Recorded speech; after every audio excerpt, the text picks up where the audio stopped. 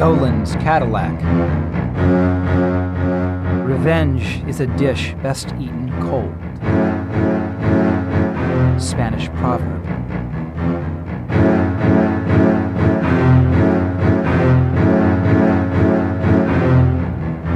I waited and watched for 7 years. I saw him come and go, Dolan. I watched him stroll into fancy restaurants dressed in a tuxedo, always with a different woman on his arm, always with his pair of bodyguards bookending him. I watched his hair go from iron gray to a fashionable silver, while my own simply receded until I was bald. I watched him leave Las Vegas on his regular pilgrimage to the West Coast. I watched him return. On 2 or 3 occasions, I watched from a side road as his sedan DeVille, the same color as his hair, swept by on Route 71 towards Los Angeles. And on a few occasions, I watched him leave his place in the Hollywood Hills in that same gray Cadillac to return to Las Vegas. Not often, though. I am a school teacher. School teachers and high-priced hoodlums do not have the same freedom of movement. It's just an economic fact of life. He did not know I was watching him. I never came close enough for him to know that. I was careful. He killed my wife, or had her killed. It comes to the same either way. Do you want details? You won't get them from me. If you want them, look them up in the back issues of the papers. Her name was Elizabeth. She taught in the same school where I taught and where I teach still. She taught first graders. They loved her. And I think that some of them may not have forgotten their love still, although they would be teenagers now. I loved her, and love her still, certainly. She was not beautiful, but she was pretty. She was quiet, but she could laugh. I dream of her hazel eyes. There's never been another woman for me, nor ever will be. He slipped, Dolan. That's all you have to know. And Elizabeth was there, at the wrong place, and the wrong time to see the slip. She went to the police, and the police sent her to the FBI, and she was questioned, and she said yes, she would testify. They promised to protect her, but they either slipped or they underestimated Dolan. Maybe it was both. Whatever it was, she got into her car one night, and the dynamite wired to the ignition made me a widower. He made me a widower, Dolan. With no witness to testify, he was let free. He went back to his world, I to mine. The penthouse apartment in Vegas for him, the empty tract home for me.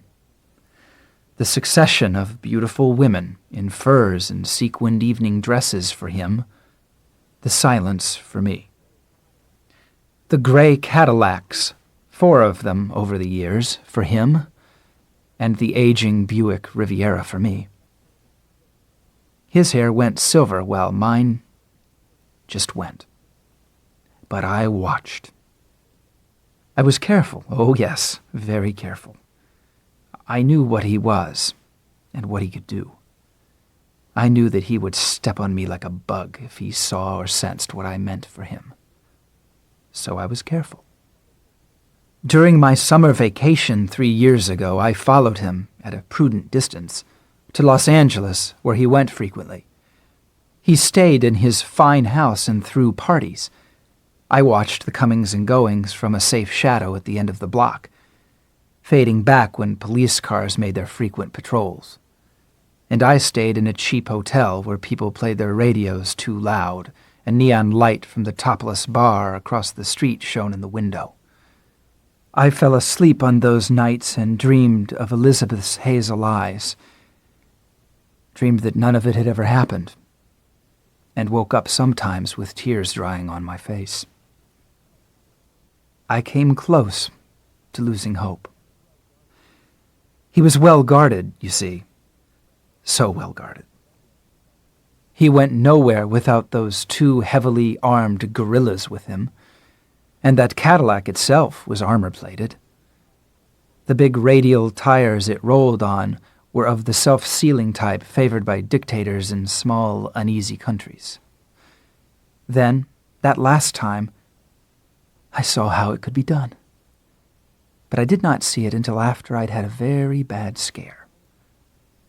I followed him back to Las Vegas, always keeping at least a mile between us, sometimes 2, sometimes 3. As we crossed the desert heading east, his car was at times no more than a sunflash on the horizon, and I thought about Elizabeth, how the sun looked on her hair. I was far behind on this occasion. It was the middle of the week, and traffic on US 71 was very light. When the traffic is light, tailing becomes dangerous. Even a grammar school teacher knows that. I passed an orange sign which read "Detour 5 miles," and dropped back even further. Desert detours slow traffic to a crawl, and I didn't want a chance coming up behind the gray Cadillac as the driver babied it over some rutted secondary road. "Detour 3 miles," the next sign read, and below that, "Blasting area ahead. Turn off two-way radio." I began to muse over some movie I'd seen years before. In this film, a band of armed robbers had tricked an armored car into the desert by putting up false detour signs.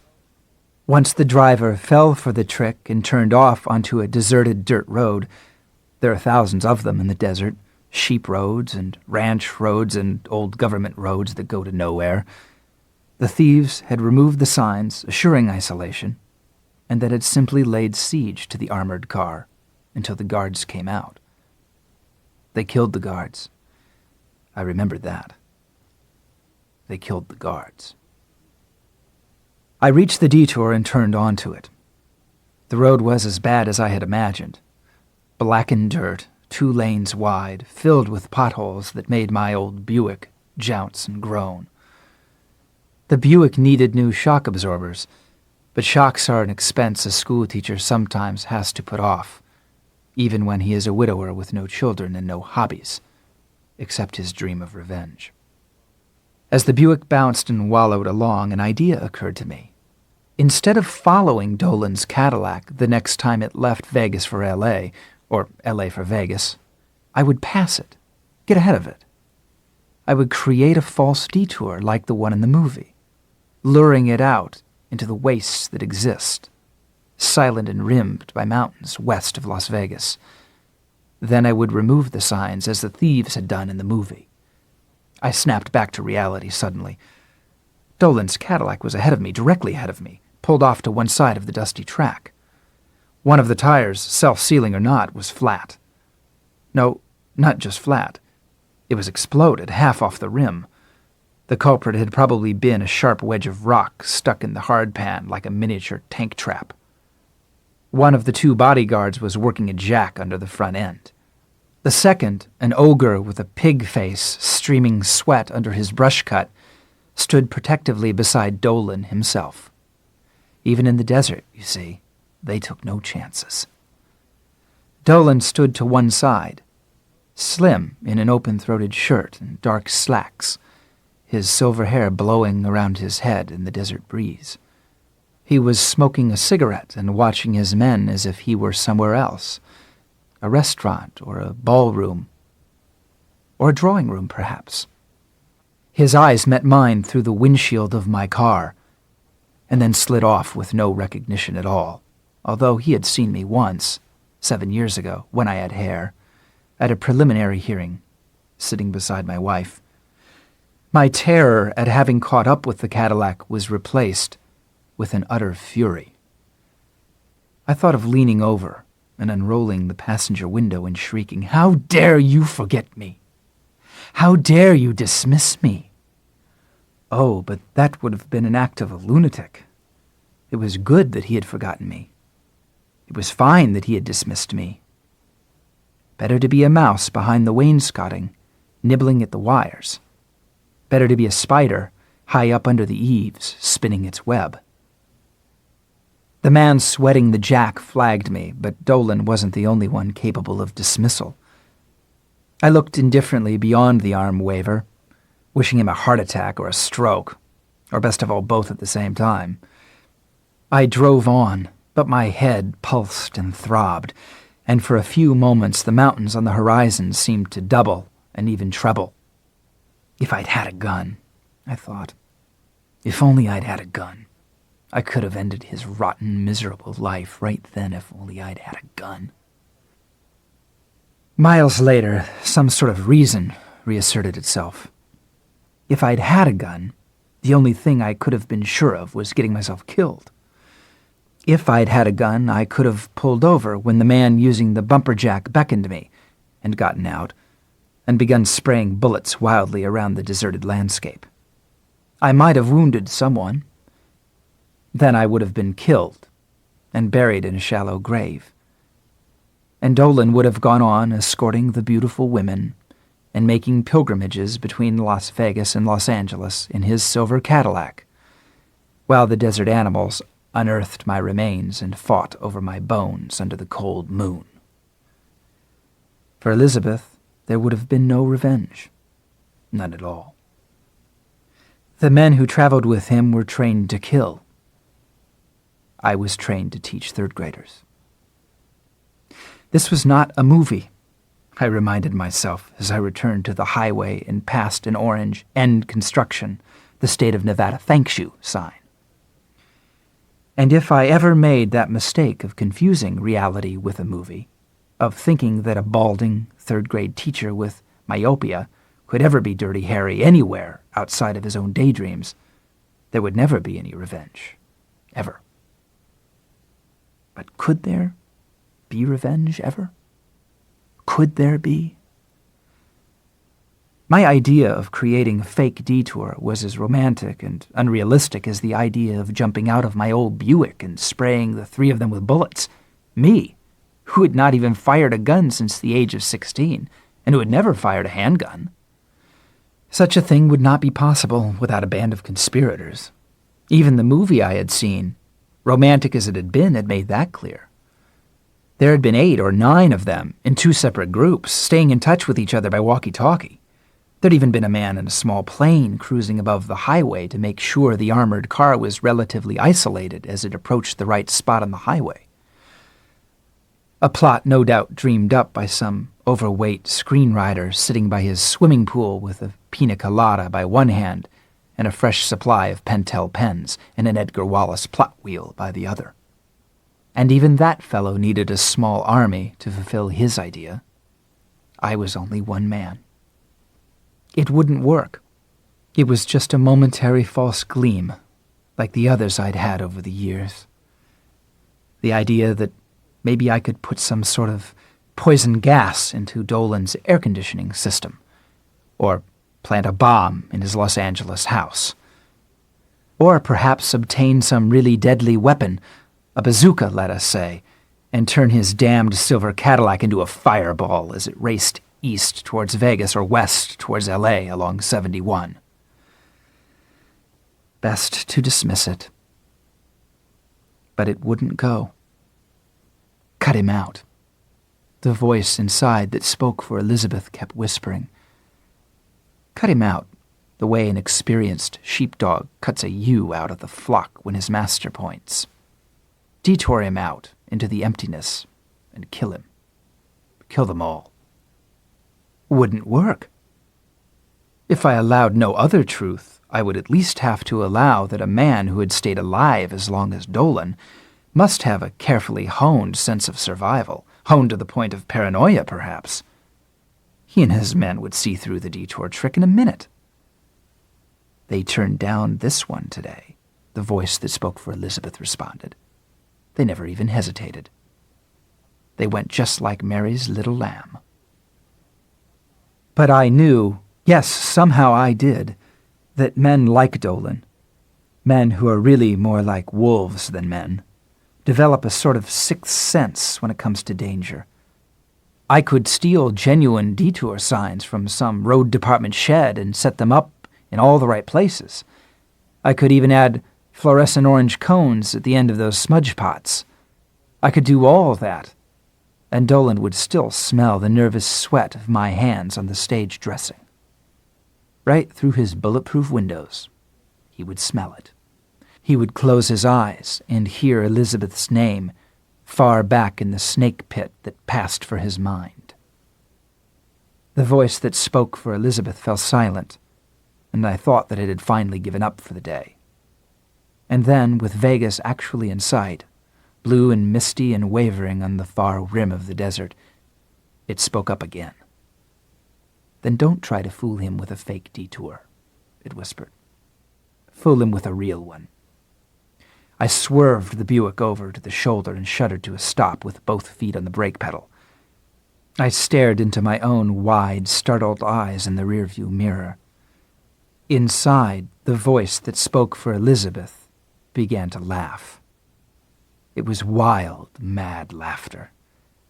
But after a few moments, I began to laugh along with it. The other teachers laughed at me when I joined the 9th Street Health Club. One of them wanted to know if someone had kicked sand in my face. I laughed along with them. People don't get suspicious of a man like me as long as he keeps laughing along with them. And why shouldn't I laugh? My wife had been dead for 7 years, hadn't she? Why, she was no more than dust and hair and a few bones in her coffin. So why shouldn't I laugh? It's only when a man like me stops laughing that people wonder if something is wrong. I laughed along with them, even though my muscles ached all that fall and winter. I laughed even though I was constantly hungry. No more second helpings. No more late-night snacks, no more beer, no more before-dinner gin and tonic, but lots of red meat and greens. Greens. Greens. I bought myself a Nautilus machine for Christmas. No, that's not quite right. Elizabeth bought me a Nautilus machine for Christmas. I saw Dolan less frequently. I was too busy working out, losing my pot belly, building up my arms and chest and legs. But there were times when it seemed like I could not go on with it, that recapturing anything like real physical fitness was going to be impossible, that I could not live without second helpings of pieces of coffee cake and the occasional dollop of sweet cream in my coffee. When those times came, I would park across from one of his favorite restaurants, or perhaps go into one of the clubs he favored and wait for him to show up, stepping from the fog-gray Cadillac with an arrogant, icy blonde or a laughing redhead on his arm, or one on each. There he would be, the man who killed my Elizabeth.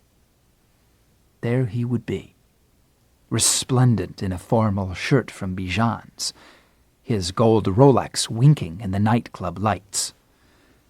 When I was tired and discouraged, I went to Dolan as a man with a raging thirst might seek out an oasis in the desert. I drank his poisoned water and was refreshed. In February, I began to run every day, and then the other teachers laughed at my bald head, which peeled and pinked and then peeled and pinked again, no matter how much sunblock I smeared on it. I laughed right along with them, as if I had not twice nearly fainted, and spent long shuddering minutes with cramps stabbing the muscles of my legs at the end of my runs. When summer came, I applied for a job with the Nevada Highway Department. The Municipal Employment Office stamped a tentative approval on my form and sent me along to a district foreman named Harvey Blocker. Blocker was a tall man, burned almost black by the Nevada sun. He wore jeans, dusty work boots, and a blue T-shirt with cut-off sleeves. Bad attitude, the shirt proclaimed. His muscles were big, rolling slabs under his skin. He looked at my application. Then he looked at me and laughed. The application looked very puny, rolled up in one of his huge fists. "You've got to be kidding, my friend. I mean, you've got to be. We're talking desert sun and desert heat here, none of that yuppie tanning salon shit. What are you in real life, Bubba? An accountant? A teacher, I said. 3rd grade. Oh, honey, he said and laughed again. Get out of my face, okay?